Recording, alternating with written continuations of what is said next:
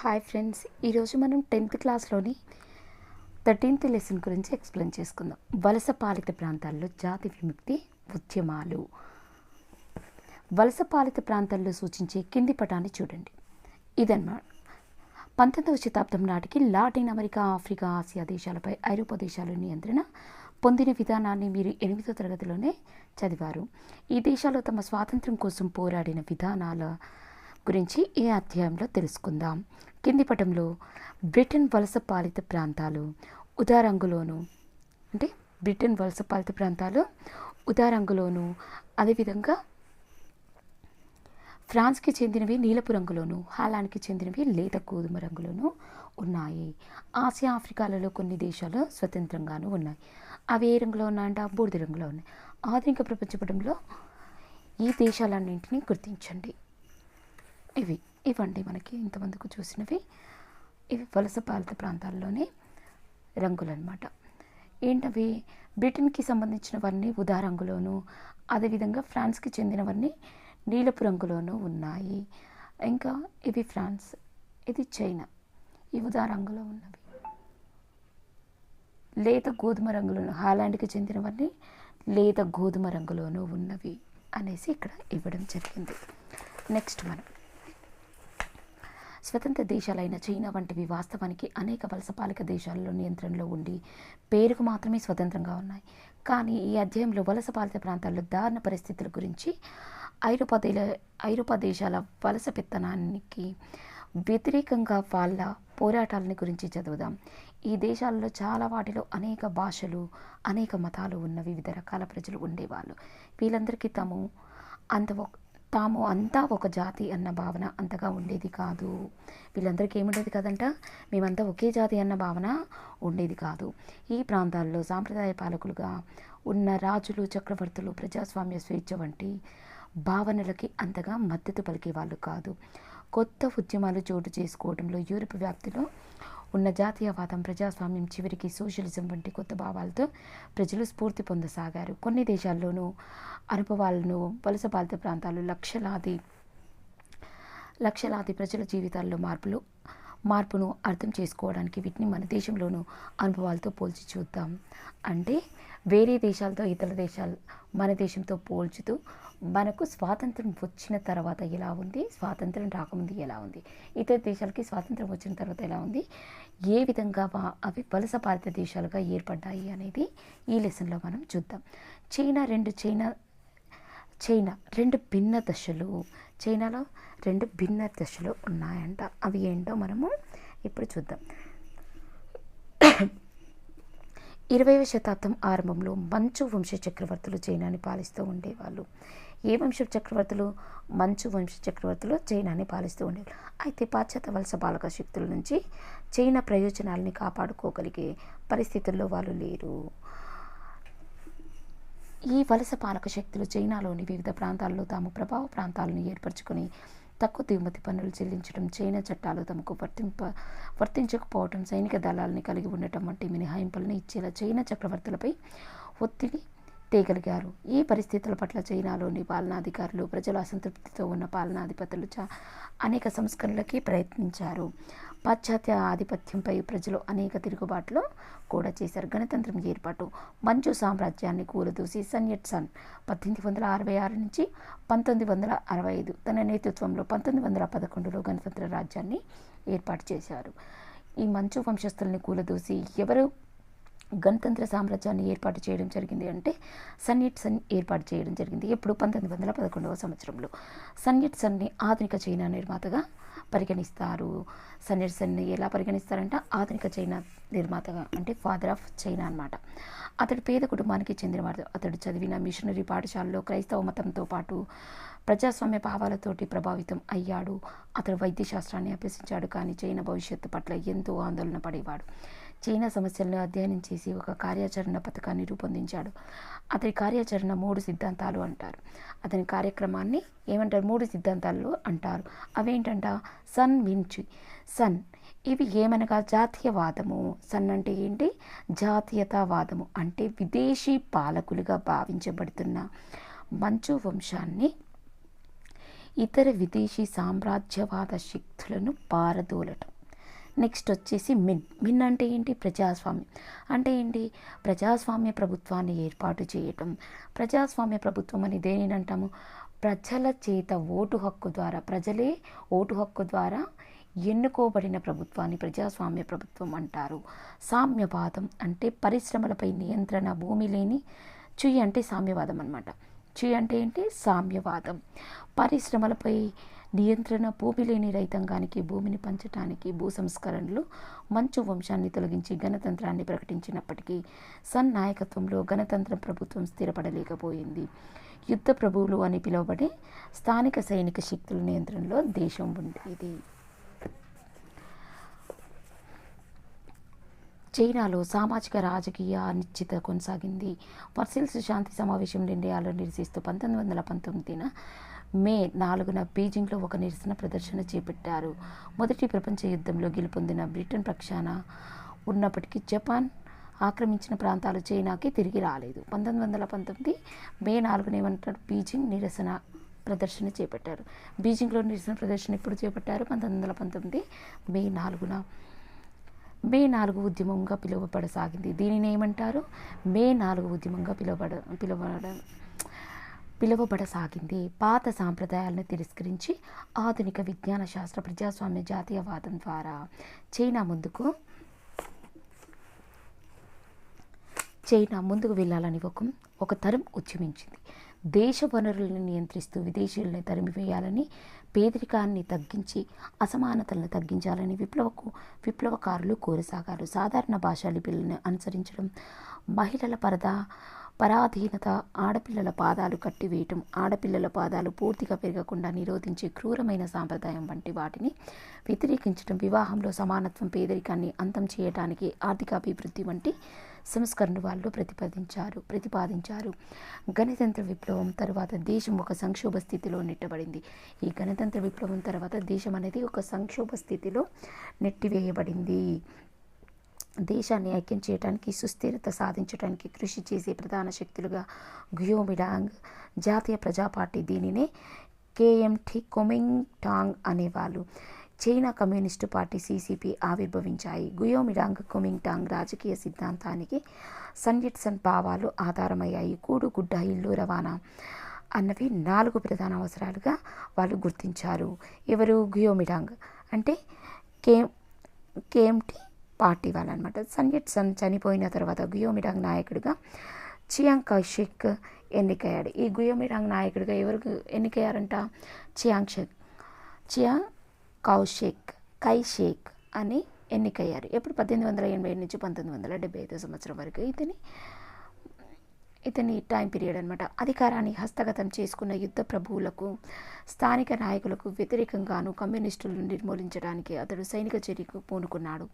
దేశాన్ని సైనిక దేశంగా మలచడానికి అతడు ప్రయత్నించాడు. ప్రజలు కలిసిమెలిసి సహజాత అలవాటుని పెంపొందించుకోవాలని అతడు కోరాడు.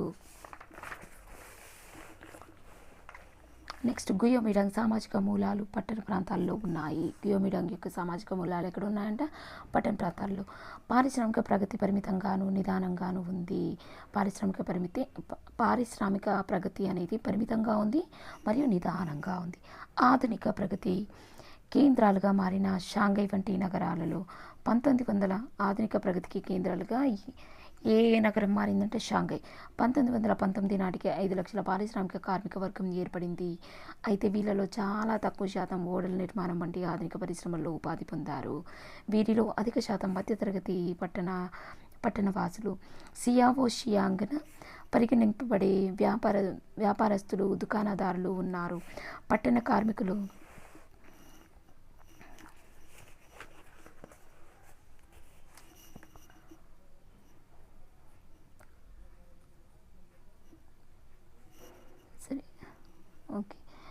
పరిగణించబడే వ్యాపారస్తులు, దుకాణదారులు ఉన్నారు. పట్టణ కార్మికులకు, ప్రత్యేకించి మహిళలకు చాలా తక్కువ వేతనాలు లభించేవి. వాళ్ళు కార్మిక సంఘాలతో సంఘటితం కాసాగారు.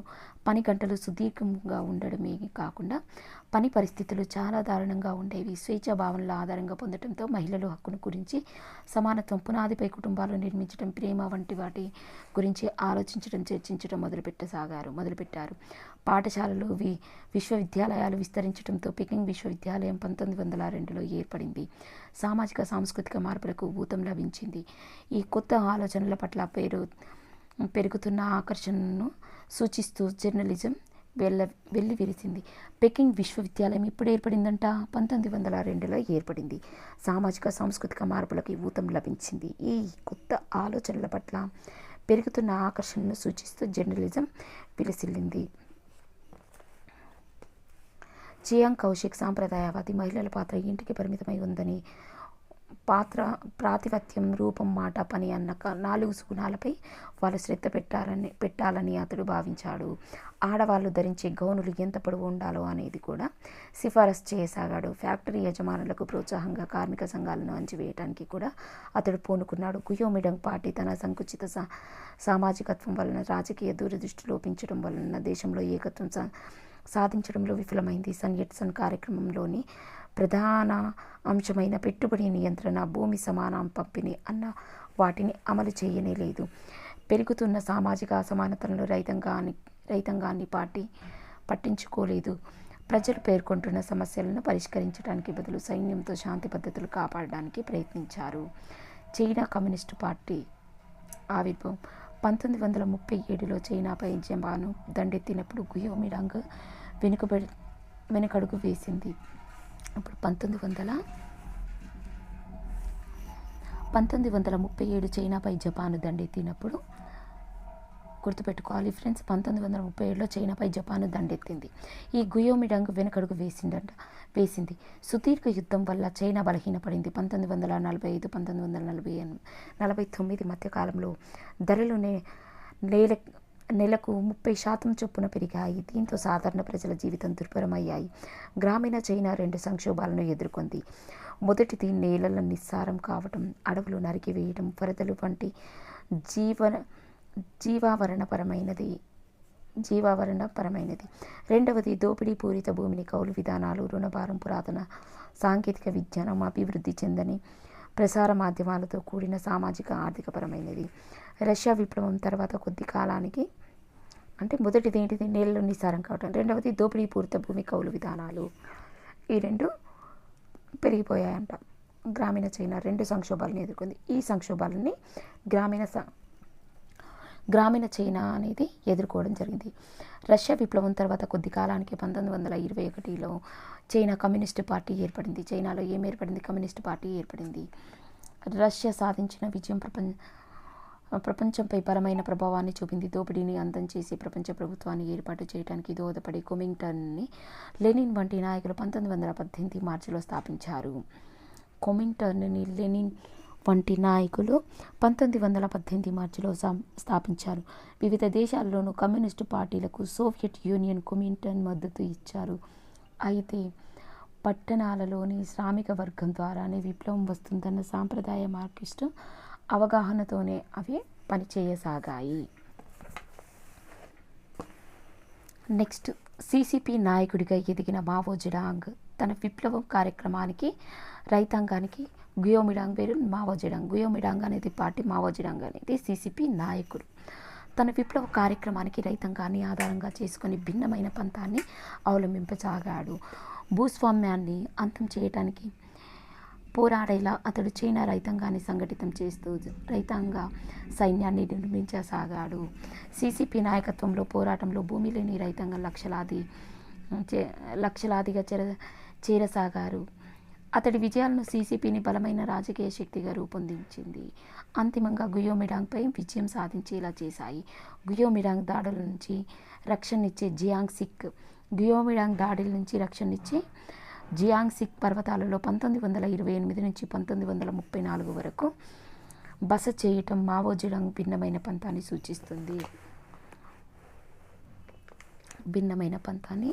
సూచిస్తుంది. భూస్వాములు భూమిని స్వాధీనం చేసుకొని పునఃపంపిణీ చేయటం ద్వారా బలమైన రైతాంగ సంఘాలు నిర్మించాడు. ఇతడు నాయకులలాగా కాకుండా స్వతంత్రంగా ఉండే ప్రభుత్వ సైన్యాలను మావో నిర్మించాడు. మహిళలు ఎదుర్కొంటున్న సమస్యల పరిష్కారానికి వివాహ ఒప్పంద పత్రాలని, కొనుగోలు అమ్మకాలని నిలిపివేస్తూ విడాకుల విధానాన్ని సరళీకృతం చేస్తూ కొత్త వివాహ చట్టాన్ని చేశాడు. కమ్యూనిస్టు సోవియట్లను గుయోమిడాంగ్ చక్రబంధం చేయడంతో పార్టీ తమ స్థావరాన్ని మార్చుకోవాల్సి వచ్చింది. దీంతో లాంగ్ మార్చ్గా ప్రఖ్యాతిగాంచిన షాంగ్సీకి 6000 మైళ్ళ కష్టాభూయిష్ట ప్రయాణం చేశారు. ప్రయాణం 1934-35 మొదలైంది. లాంగ్ మార్చ్గా ప్రఖ్యాతిగాంచిన షాంగ్సీకి 6000 మైళ్ళ కష్టాభూయిష్ట ప్రయాణం 1934-35 మొదలైంది. ఇక్కడ యానాన్లోని తమ కొత్త స్థావరంలో యుద్ధ ప్రభువులని అంతమొందించి విదేశీ సామ్రాజ్యవాదంపై పోరాడడానికి, భూ సంస్కరణలు చేపట్టడానికి తమ కార్యక్రమాన్ని మరింత తీవ్రతరం చేశారు. భూ సంస్కరణలు, జాతీయీకరణ అన్న ఈ రెండింటి అంశాల కారణంగా పార్టీకి బలమైన సామాజిక పునాది ఏర్పడింది. 1937-1945 మధ్యకాలంలో చైనాపై జపాన్ దండెత్తి చాలా భూభాగాన్ని ఆక్రమించింది. క్రూర వలస సైనిక పాలనను జపాను అమలు చేయడంతో చైనా సమాజ ఆర్థిక పరిస్థితులు దారుణంగా ప్రభావితమయ్యాయి. జపాను ఆక్రమణను ప్రతిఘటించడానికి గుయోమిడాంగ్ సీసీపీ చేతులు కలిపాయి. అంటే ఈ జపాన్ ఆక్రమణను ప్రతిఘటించడానికి ఈ గుయోమిడాంగ్ పార్టీ, సీసీపీ అనేవి చేతులు కలిపాయి అన్నమాట. 1945 ఆగస్టులో అమెరికాకి జపాన్ దాసోహం అయిన తర్వాత చైనాపై ఆధిపత్యం కోసం గుయోమిడాంగ్ సీసీపీల మధ్య పూర్తిస్థాయి యుద్ధం జరిగింది. అంతిమంగా చైనా ప్రధాన భూభాగంపై పట్టు సాధించింది. సీసీపీ విజయవంతమైంది. గుయోమిడాంగ్కి తైవాన్ దీవిలోని ప్రభుత్వాన్ని ఏర్పాటు చేసే పరిస్థితి కలిగింది. నూతన ప్రజాస్వామ్యం ఏర్పాటు 1949 నుంచి 1954. 1949 చైనా ప్రజలు గణతంత్రం ఏర్పడింది. ఇది నూతన ప్రజాస్వామ్యం అన్న సిద్ధాంతంపై ఏర్పడింది. భూస్వామ్య విధానాన్ని, సామ్రాజ్య విధానాన్ని వ్యతిరేకించే సామాజిక వర్గాలన్నీ ఈ సిద్ధాంతం ఆధారంగా ఏకమయ్యాయి. ఆర్థిక విధానంలోని కీలక అంశాలను ప్రభుత్వం ఆధీనంలో ఉంచారు. అధికారంలోకి వచ్చిన తర్వాత సీసీపీ పెద్ద ఎత్తున భూ సంస్కరణలు అమలు చేసింది. అంటే భూ సంస్కరణ అంటే ఏంటి? భూమిని పంపిణీ చేయడం. భూస్వాముల భూమిని జప్తు చేసి పేద రైతులకి పంచిపెట్టారు. మహిళల రక్షణకు, వాళ్ళ హక్కులని, బహుభార్యత్వాన్ని నిషేధాన్ని కూడా కొత్త ప్రభుత్వ చట్టాలను చేసింది. దీనివల్ల మహిళలు వివిధ రంగాలలో పురుషులతో సమాన హోదా పొందగలిగారు. నెక్స్ట్ భూ సంస్కరణలు. గ్రామీణ పరిస్థితి అర్థం చేసుకోవటం, రైతాంగ సంఘాల నిర్మాణం వంటి వాటిని 2 సంవత్సరాలు శాంతియుతంగా గడిచిన తర్వాత 1950-51లో భూ సంస్కరణలు అమలు మొదలుపెట్టారు. గ్రామాలలో ఉంటున్న అందరి వర్గాలు గుర్తించటం, తర్వాత భూస్వాములు భూమి, ఇతర ఉత్పాదక ఆస్తులని స్వాధీనం చేసుకుని తిరిగి పంచటం వంటివి దీంట్లో ముఖ్యమైన దశలు. ఈ ప్రక్రియ ప్రధాన భూమికని ప్రాంతీయ స్థాయి భూ సంస్కరణల సంఘం పంపిణీ పని బృందాలు పోషించాయి. అంటే ఈ ప్రక్రియ ప్రధాన భూమిక ఎవరు పోషించారంట? ప్రాంతీయ స్థాయి భూ సంస్కరణల సంఘం పంపిణీ బృందాలు పోషించాయి. రైతాంగ సంఘాలను ఏర్పాటు చేయటం, స్థానిక నాయకత్వం స్థానాలకు వాటి నుంచి క్రియాశీలక సభ్యులను ఎంపిక చేయటం వీటి ముఖ్య విధుల్లో భాగంగా ఉండేవి. ఈ కొత్త నాయకత్వం ప్రధానంగా పేద మధ్యతరగతి రైతాంగం నుంచి ఏర్పడింది. పలు ప్రాంతాల్లో తమ నైపుణ్యాల కారణంగా మధ్యతరగతి రైతాంగం ఆధిపత్యంలోకి వచ్చింది. అంతేకాకుండా ప్రజా సమావేశాలు, బహిరంగ విచారణ ద్వారా భూస్వాములకు వ్యతిరేకంగా గ్రామం అంతటిని సమీకరించడానికి పని బృందాలు ప్రయత్నించాయి. ఈ యుద్ధాల వల్ల భూస్వాములు ప్రజల చేత అవమానాలకు గురయ్యాయి. విచారణలో ఈ వర్గం వాళ్ళకి మరణశిక్ష విధించారు. ఈ విధంగా ఈ వర్గానికి చెందిన 10-20 లక్షల మందిని చంపి ఉంటారు.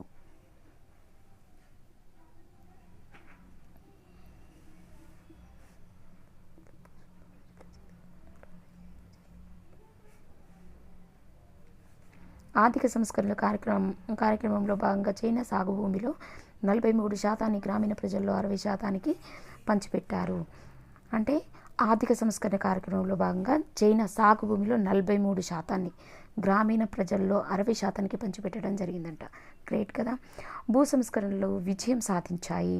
పేద రైతుల కింద భూమి అది ఎక్కువ ప్రయోజనం పొందింది. పేద రైతుల కింద భూమి గణనీయంగా పెరిగింది. అయితే ముందు నుంచి మధ్యతరగతి రైతాంగం బలమైన స్థితిలో ఉన్నందువల్ల అదే ఎక్కువ ప్రయోజనం అనేది పొందడం జరిగిందంట. పాత సంపన్న వర్గానికి చెందిన అధికారం ఆర్థిక వనరులు తీసుకోగా, ఇంకోవైపు సీసీపీ ద్వారా రాజకీయ రంగంలోకి వచ్చిన పేద మధ్యతరగతికి చెందిన గ్రామ కార్యకర్తల నుంచి కొత్త కూలీన వర్గం ఏర్పడసాగింది. భూ సంస్కరణలతో పాటు రాజకీయ, విద్య, అక్షరాస్యత వ్యాపింపచేయడానికి పెద్ద ఎత్తున వయోజన రైతాంగం పాఠశాలను ప్రారంభించారు. దీనితో పాటు గ్రామాల్లో చిన్నపిల్లలు, పేదవాళ్ళు ప్రాథమిక పాఠశాలలు ప్రారంభించారు. విప్లవం తొలి సంవత్సరాల్లో భూ సంస్కరణలు అమలు చేయడంలోనూ అందరికీ ప్రాథమిక విద్యను అందించడంలోనూ సాధించిన విజయాలు చైనా భవిష్యత్తును ప్రగతికి బలమైన పునాదిగా నిలిచాయని మేధావులంతా సాధారణంగా ఏకీభవిస్తారు. ఈ సీసీపీ పాలన క్రమేపీ ఏకపార్టీ పాలనకు దారితీసింది. సీసీపీకి చెందిన అధినాయకులు లేదా చైర్మన్ చాలా శక్తివంతులుగా ఎదిగారు. ప్రతిపక్ష కార్యకలాపాలు అణగదొక్కబడ్డాయి. సైబీరియా వలస పాలకుల్లో వ్యతిరేకంగా ఏకం కావడం. ఈ సైబీరియా ఉంది కదా, ఎక్కడ ఉంది సైబీరియా అనేది? ఆఫ్రికా, నైజీరియా అనేది ఆఫ్రికాలో ఉంది. వలస పాలకులకి వ్యతిరేకంగా ఏకం కావడం ఏ విధంగా సాధ్యమైంది అనేది మనం ఈ టాపిక్లో చూద్దాం. ఇప్పుడు ఆఫ్రికాలోని వలస పాలన జాతీయవాదాల గురించి తెలుసుకోవడానికి అఖండ పశ్చిమ తీరాన ఉన్న నైజీరియాను అధ్యయనం చేద్దాం. ఈ దేశాన్ని పటంలో గుర్తించండి. ఈ దేశం గురించి 8వ తరగతిలో చదివినది గుర్తు చేసుకోండి. బ్రిటిష్ వలస పాలన ఒక జాతి ఏర్పాటు. ప్రపంచంలో మిగిలిన ప్రాంతాలలో మాదిరిగానే ఆఫ్రికాలో కూడా జాతీయ రాజ్యాలు అన్న భావన కొత్తది. తరచుగా గిరిజన తెగల ఉనికి గుర్తింపు సాధారణ ప్రజలకు ఒకటిగా ఉండేది. వలస పాలకులు కొంత ప్రాంతాన్ని ఇష్టానుసారం తమ నియంత్రణలోకి తీసుకున్నారు. ప్రస్తుతం నైజీరియాగా మనకు తెలిసిన దేశాన్ని బ్రిటిష్ వారు ఏర్పరిచారు. నైజర్ నదీ వ్యవస్థ కింద వివిధ తెగలు ఉంటున్న వేరువేరు ప్రాంతాలను ఒకటిగా చేయటం ద్వారా దీనిని ఏర్పరిచారు. ఉత్తర నైజీరియాలో హౌసా పులాని ప్రజలు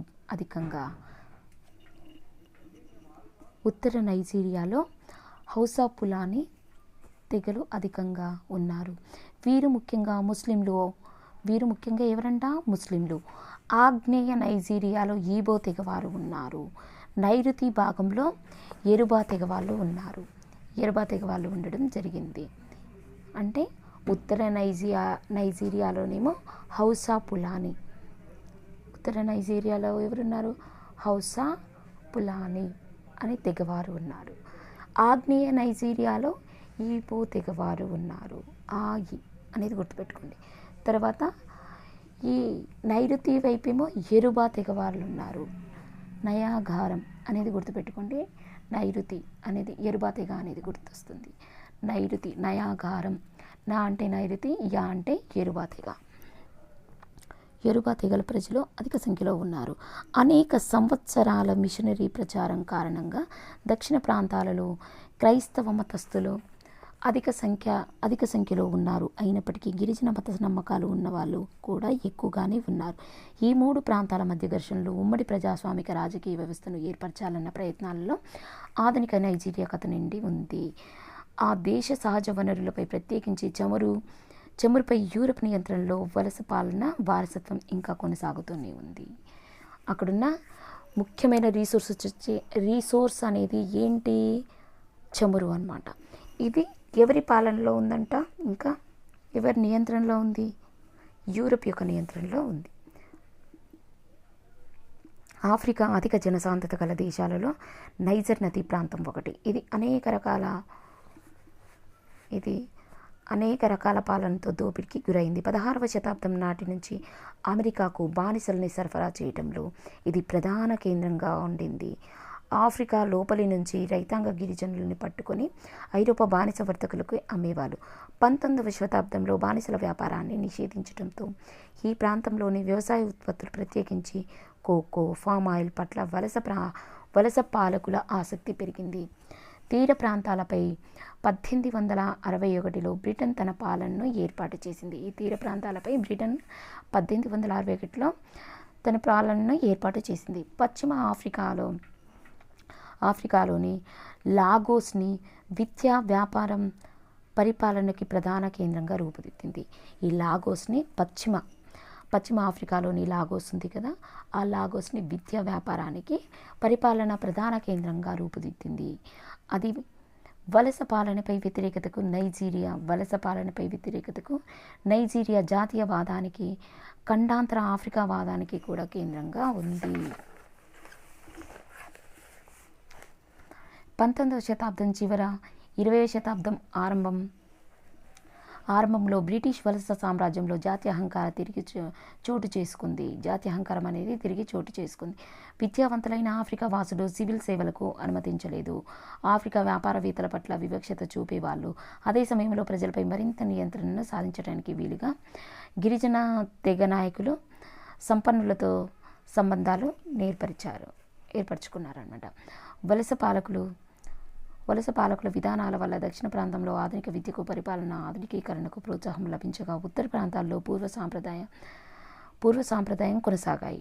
ఇప్పుడు వలస పాలన విధానంలో ఈ దక్షిణ ప్రాంతంలోనేమో ఆధునిక విద్యకి, ఆ తర్వాత ఉత్తర ప్రాంతంలోనే పూర్వ సాంప్రదాయాలు కొనసాగాయంట. ఫలితంగా 20వ శతాబ్దం చివరి నాటికి ప్రాంతీయ అసమానతలు అనేవి పెరిగాయి. ఉత్తర ప్రాంతం ఆధునిక విద్య పొందిన సామాజిక వర్గాన్ని ఏర్పరచుకోలేకపోయింది. ఉత్తర ప్రాంతం అనేది ఆధునిక విద్య పొందిన కూడా ఈ సామాజిక వర్గాన్ని ఏర్పరచుకోలేకపోయింది. 1939 బ్రిటిష్ పాలకులు పశ్చిమ తూర్పు నైజీరియా ప్రాంతాలను ఏర్పరిచి యోరుబా, ఈబు తెగల మధ్య కూడా విభజనలు సృష్టించారు. 1939లో బ్రిటిష్ పాలకులు పశ్చిమ తూర్పు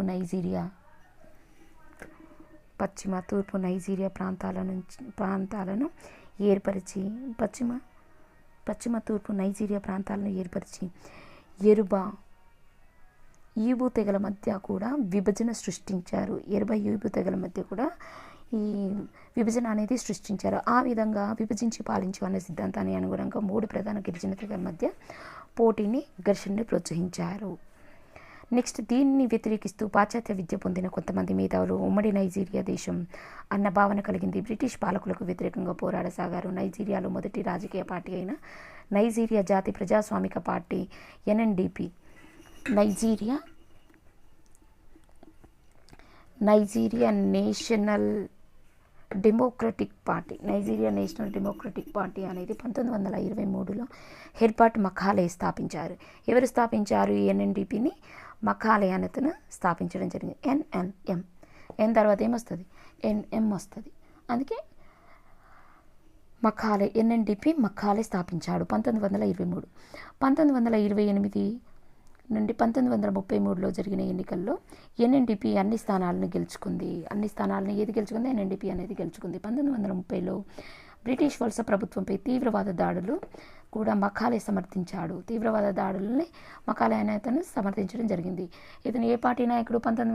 NNDP పార్టీ యొక్క నాయకుడు అనమాట. NNDP పార్టీ ఎప్పుడు ఏర్పడింది? 1923లో ఏర్పడింది. 1936 ఎన్ నంది అజ్కివే అనే వ్యక్తి నైజీరియా యువ ఉద్యమాన్ని స్థాపించాడు. నంది అజ్కివే అనే అతను ఏ ఉద్యమాన్ని స్థాపించాడు? నైజీరియా యువ ఉద్యమాన్ని స్థాపించడం జరిగింది. NYM అంటే నేషనల్ యంగ్ మూమెంట్ స్థాపించింది ఎవరు? నంది అజ్కివే. అంటే ఇతను యంగ్గా ఉన్నాడు కాబట్టి అజ్కివే అయినాడా? ఏమో గుర్తుపెట్టుకుంటే ఏదో ఒకలాగా. సాంస్కృతిక నేపథ్యంతో సంబంధం లేకుండా నైజీరియా ప్రజలందరినీ అది ఆకర్షించసాగింది. అనతి కాలంలోనే అది బలమైన రాజకీయ ఉద్యమంగా ఎదిగింది. 1944లో మకాలే NYM నాయకుడు నంది అజ్కివే కలిసి నైజీరియా కామరూన్ జాతీయ సంఘాన్ని ఏర్పరచడానికి అంగీకారానికి వచ్చారు. క్రమేపీ నంది అజ్కివే ప్రముఖ జాతీయ నాయకుడిగా ఎదిగాడు. ఖండాంతర ఆఫ్రికావాదం, ఖండాంతర నైజీరియావాదం ఆధారిత జాతీయ ఉద్యమానికి అతడు మద్దతు పలికాడు. రెండవ ప్రపంచ యుద్ధం తర్వాత నైజీరియా ఆర్థిక పరిస్థితి కష్టాలకు లోనవటంలో నైజీరియా జాతీయవాద, తీవ్రవాద భావాలకు గురై దాని ప్రజల ఆదరణ పెరిగి బలం పుంజుకోసాగింది. అసలు ఖండాంతర ఆఫ్రికావాదం అంటే ఏంటో ఇప్పుడు చూద్దాం. ఓకేనా? ఖండాంతర ఆఫ్రికావాదం దేశ తెగ తేడా లేకుండా ఆఫ్రికా ప్రజలందరినీ ఒకటిగా చేయడానికి ఖండాంతర ఆఫ్రికావాదం ప్రయత్నిస్తుంది. ఈ ఐకమత్యం వలస పాలనను, జాతి వివక్షతను వ్యతిరేకించడమే కాకుండా సమానత్వం, సామాజిక న్యాయం, మానవ గౌరవాన్ని అన్న సూత్రాల ఆధారంగా ఆఫ్రికా ఖండంలోని అన్ని తెగల ప్రజల సమూహాల మధ్య ఐకమత్యం సాధించడానికి ప్రయత్నించింది. ఘన స్వాతంత్ర యోధుడు కామరూన్ కుమ్రు దీంట్లో ప్రముఖ పాత్ర పోషించాడు. ఘనా అనేది ఒక దేశం. ఆ ఘనా యొక్క స్వాతంత్ర యోధుడైన కామరూన్ కుమ్రు దీంట్లో ప్రముఖ పాత్ర పోషించాడు. దేంట్లో? ఖండాంతరకత ఆఫ్రికావాదంలో. అయితే రెండవ ప్రపంచ యుద్ధం